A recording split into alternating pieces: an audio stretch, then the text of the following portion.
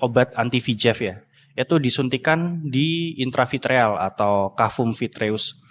AMD sendiri kalau dari hasil scan akan tampak lapisan RPE-nya, retinal pigment epithelium.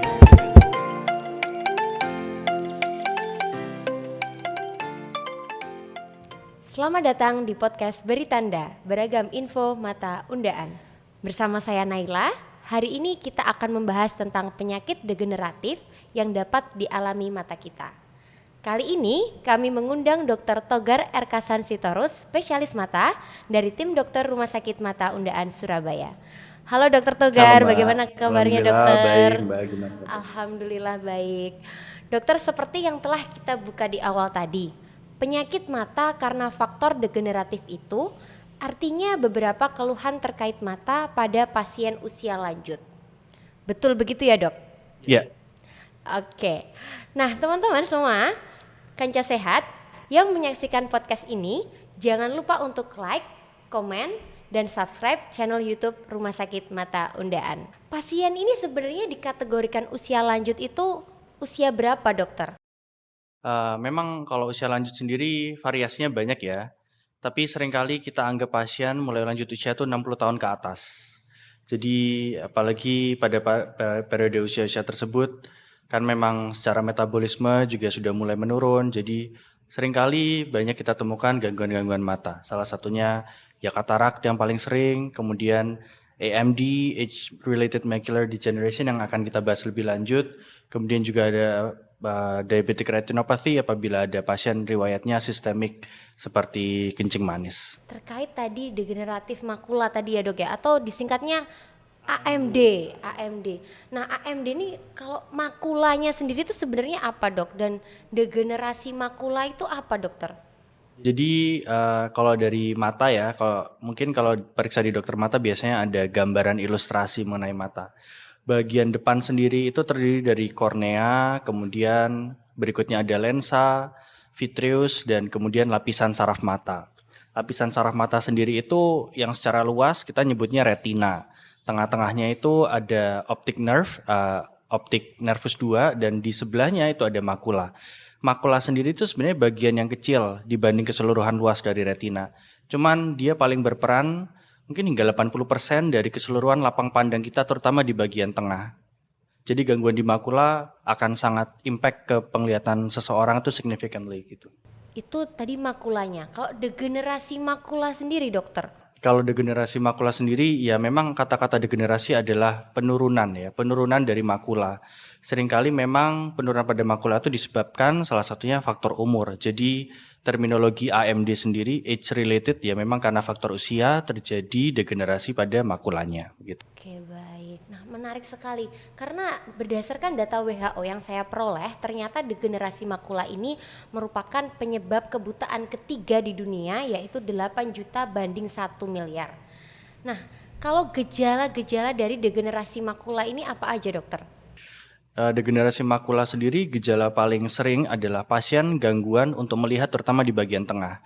Yang tadi saya sudah jelaskan, makula sendiri peran utamanya untuk penglihatan sentral. Jadi pada pasien dengan gangguan di makula, paling sering ya karena AMD pada faktor usia lanjut atau dengan diabetic retinopathy ada pembengkakan di makula, itu keluhan pasien adalah dia burem, mungkin kalau ngelihat orang gitu wajahnya terlihat gelap gitu, padahal badan atau sekeliling mungkin telinganya masih terlihat terang kayak gitu. Tapi yang tengah gelap gitu ya, Yang tengah dokter ya, gelap. yang tengah gelap. Nah, kalau penyebab degenerasi makula, apakah hanya degeneratif atau penuaan, dokter? Iya, memang faktor utama adalah karena penuaan ya. Jadi kalau dirunut penyebabnya sendiri sebenarnya itu juga ada faktor keturunan. Jadi seringkali pasien itu ini datang, ternyata kita assess memang ada AMD-nya. Dari orang tuanya sendiri ternyata misal orang tuanya masih hidup ya, itu tuh ternyata juga kalau di scan AMD juga. Jadi memang faktor genetik, tapi onsetnya sendiri muncul seringkali pada usia lanjut, 60 tahun ke atas itu tadi. Seringkali disebutkan faktor risiko lainnya adalah terutama pada laki-laki, kemudian juga ada kebiasaan merokok. Itu berpengaruh juga terhadap tingkat seseorang mengalami AMD atau enggak, kayak gitu. Oke, baik. Kalau degenerasi makula tadi tidak segera ditangani gitu ya, dokter ya, udah ketahuan nih ngelihat yang bagian tengah burem terus nggak segera datang ke dokter, nggak segera periksa, kira-kira dampak buruk yang mungkin terjadi apa dokter? Eh, AMD sendiri itu memang kalau sampai terlambat ditanganinya atau ketemu dokter tapi sudah yang late stage sudah. AMD sendiri kalau dari hasil scan akan tampak lapisan RPE-nya, retinal pigment epithelium, itu yang mestinya regular smooth gitu, dia akan tampak bergelombang. Jadi AMD sendiri itu kan ada dua macam, ada yang dry, kering, ada yang wet type ya. Yang perlu penyuntikan itu adalah yang wet, AMD tipe basah. Sementara kalau dry, satu memang dry itu nggak seberapa impact ke penglihatannya seseorang. Seringkali mungkin pasien tahu dry itu ya karena periksa aja, bukan karena dia ada keluhan di bagian tengahnya jadi gelap. Tapi kalau yang wet type, memang secara populasi jumlahnya lebih sedikit, tapi pengaruh ke penglihatannya jauh lebih kerasa dibanding yang dry.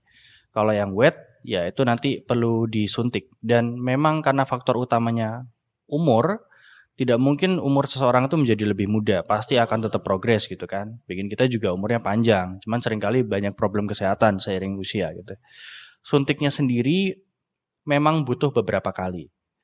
Sampai berapa kali memang kita nggak bisa pastiin. Tergantung kondisi pasiennya. Tergantung kondisi pasiennya. Dan makanya seringkali kita lakukan scan ulang. Setelah kita misal hari ini suntik nih, kita biarin efek obat kerja selama 1 bulan, nanti baru kita scan ulang buat menilai cairan yang di makulanya itu sudah berkurang. Kalau berkurang sampai seberapa? Kalau sudah benar-benar kering, mungkin kita bisa hold, kita udah nggak perlu suntik lagi. Tapi pasien akan tetap kita minta kontrol karena ada potensi suatu saat muncul kembali cairannya. Kemudian nih dokter, kalau tadi ngomongin tentang rehabilitasinya disuntik wet AMD tadi disuntik dan lain sebagainya, apakah untuk pembedahan, apakah ada pembedahan ya dokter kalau AMD nih dokter? Bisa jadi iya. Jadi pada kondisi wet AMD tadi kan memang ada pembuluh darah liar ya di makulanya yang di tempat nggak semestinya. Nah, pembuluh darah liar ini dia fragile, gampang pecah ya. Pembuluh darah kalau pecah isinya darah pure. Di dalam matanya itu jadi gelap. Apabila itu yang terjadi, memang kita perlu lakukan pembedahan untuk membersihkan perdarahannya itu tadi. Nah, seringkali itu pasien datang pinginnya ya terang ya. Tapi pembedahan itu sendiri gunanya perlu diingat hanya untuk membersihkan. Seberapa maksimal penglihatan setelah dilakukan pembedahan membersihkan perdarahan tadi itu bergantung dengan kondisi makulanya nanti. Selain yang tadi mungkin saya sebutin lifestyle dirubah, kan emang awal-awal habis operasi itu pasti ada luka di dalam mata ya. Dokter juga pasti meresepkan obat tetes atau obat minum pasca operasi, termasuk yang operasi pembedahan buat membersihkan perdarahan ini.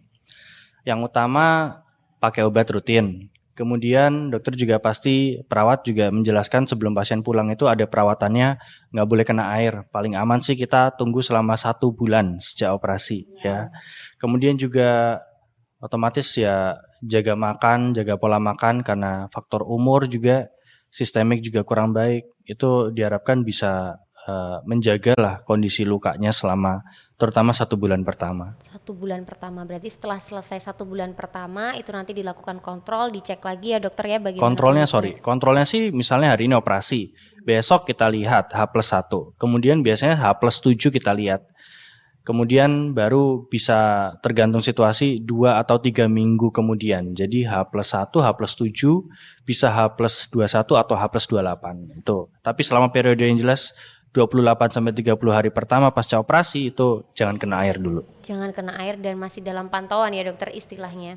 Berarti perlu sekali pendampingan khusus untuk pasien-pasien yang mengalami AMD ya dokter ya.